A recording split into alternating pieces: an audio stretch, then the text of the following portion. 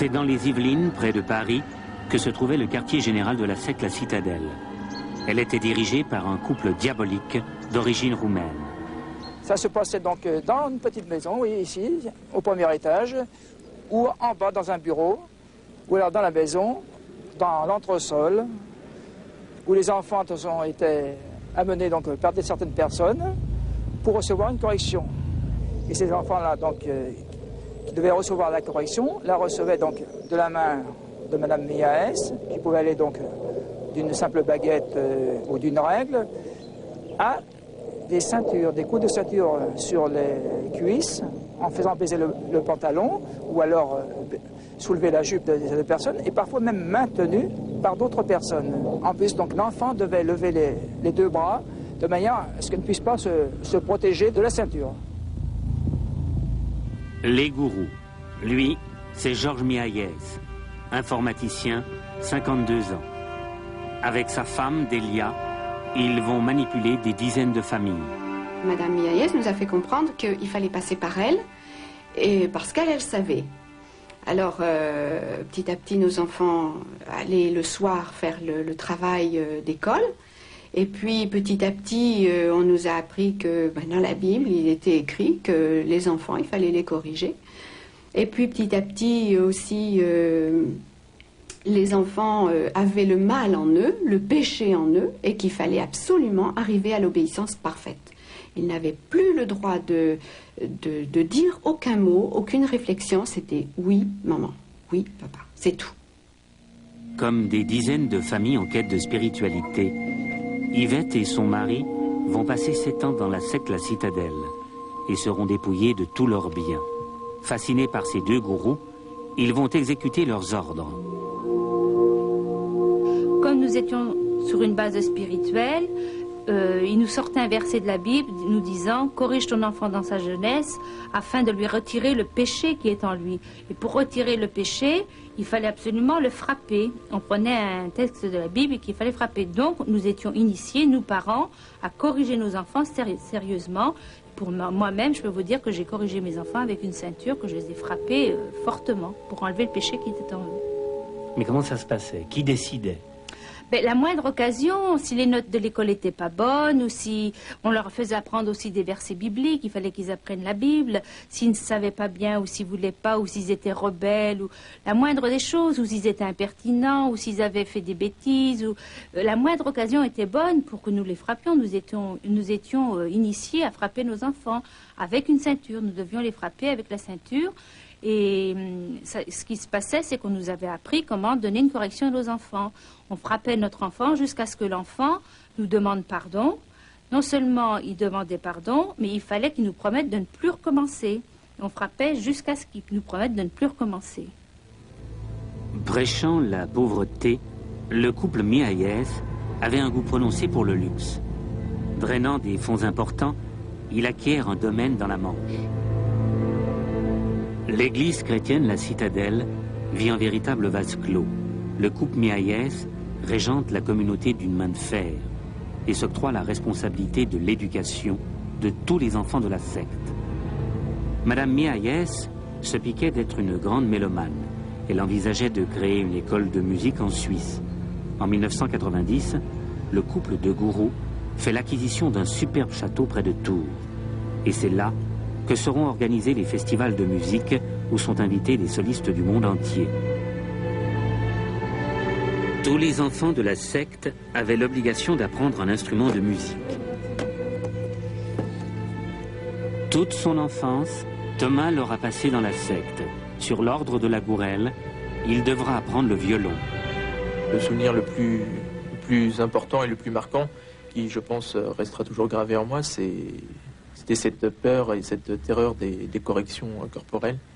On nous disait toujours, on va s'expliquer dans la chambre lorsqu'on rentrera à la maison, tu vas voir la correction en rentrant, j'ai appris des choses sur toi, il va falloir qu'on en parle, qu'on en discute. Et quand on rentrait, c'était un tour de rôle avec mes frères, on allait pour se prendre la correction. Mais vous avez un enfant qui avait au début 1 année et 2 ans. Est-ce que lui aussi a subi des châtiments corporels? Alors, notre plus jeune Nicolas, est né fin 78, c'est-à-dire que nous étions déjà engagés dans ce groupe, qui était une église, hein, à l'époque. On n'est pas rentré dans une secte, on était rentré dans une église. Et lui, petit à petit, elle m'a fait comprendre que j'étais donc incapable d'élever mon enfant, et que comme j'avais raté sur les deux autres, il fallait absolument que celui-là, il soit parfait. Alors donc, elle me disait absolument tout ce que je devais faire. Et très petit, il avait des corrections. Bon, les premières peut-être très violentes que nous avons données, il devait à peu près avoir 2 ans à cette époque-là. Et bon, on lui enlève la culotte, les couches, etc. et on frappe. Hein. Mais vous, madame, comment vous expliquez que, en tant que mère, vous avez participé à ces sévices corporels?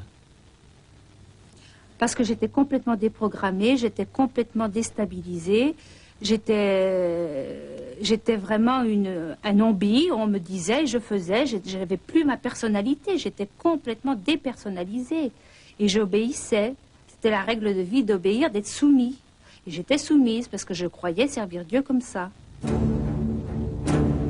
Quel a été le moment le plus terrible dont vous vous souvenez encore?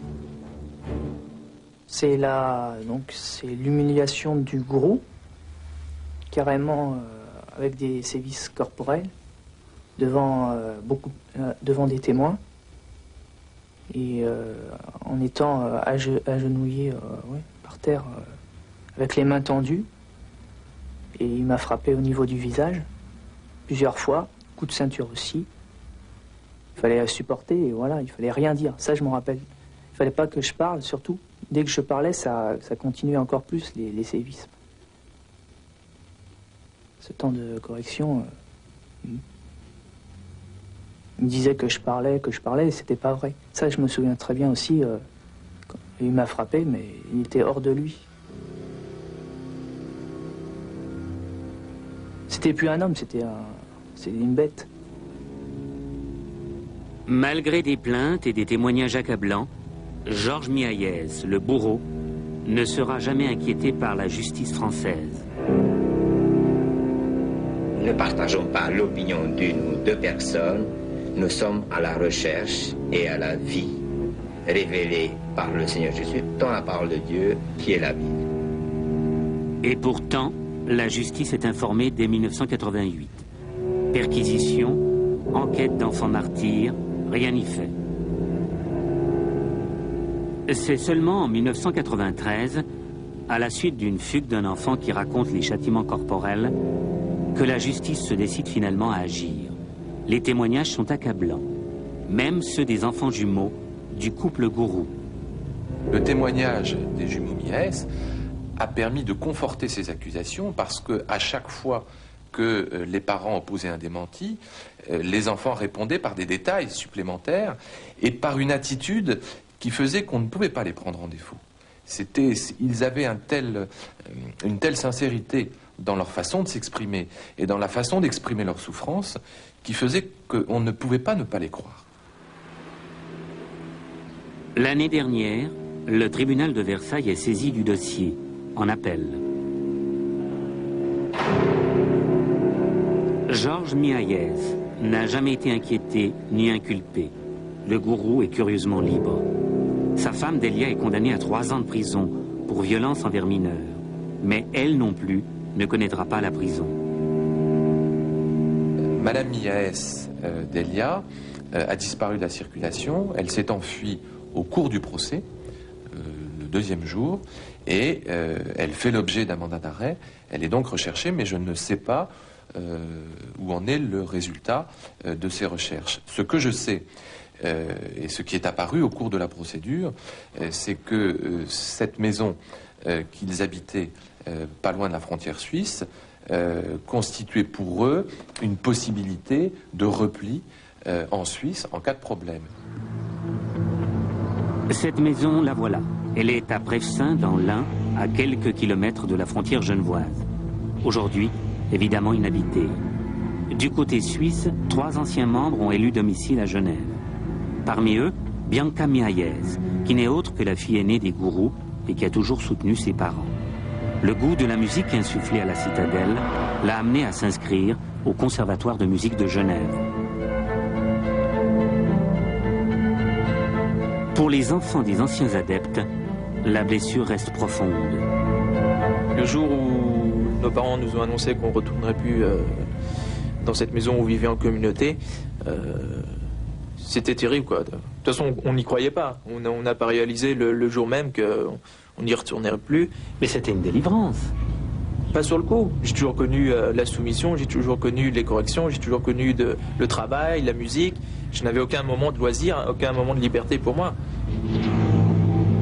Vous savez, quand on sort, les difficultés commencent. Je dirais, c'est pas parce qu'on est sorti. Au contraire, nous avons connu plus ou moins, et de façon plus ou moins forte, des phases de dépression assez sérieuses.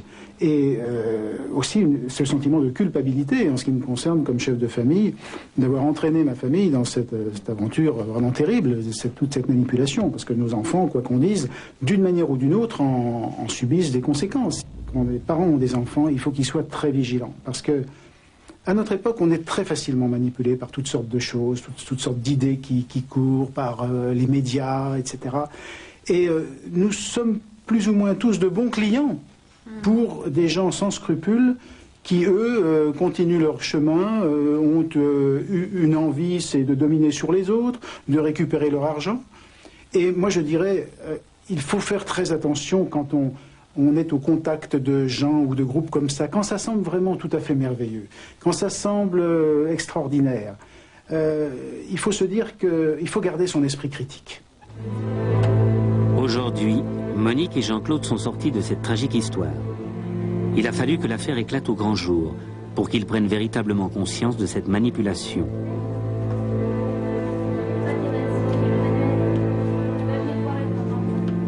Sept ans de mensonges, de délation, avant qu'Yvette et son mari ne réalisent le cauchemar qu'ils ont fait vivre à leurs enfants. Sentiment douloureux d'avoir été les bourreaux de leurs enfants, à jamais marqué. Ben, je pense qu'en tant que maman, on n'a pas les mots pour le dire. Je pense que... moi, j'ai une grande douleur, une douleur qui est encore très vive, qui n'est pas encore cicatrisée, parce que une maman est aimante, elle aime ses enfants, et de voir le ravage que j'ai fait et de les avoir fait souffrir, pas parce qu'ils le méritaient, mais par commande d'une autre personne, c'est quelque chose de terrible. Et pour moi, il a été très difficile de... Même encore à l'heure actuelle, je ne peux pas dire que je puisse vraiment regarder en face mes enfants en disant ce que je leur ai fait subir. La seule chose, c'est que il a fallu que je leur demande pardon parce que moi-même m'étant trompée, j'ai trompé mes enfants et en leur demandant pardon, de leur demander de me refaire confiance et je pense que maintenant on est sur une autre voie mais je ne peux pas vous décrire parce que c'est quelque chose qui est trop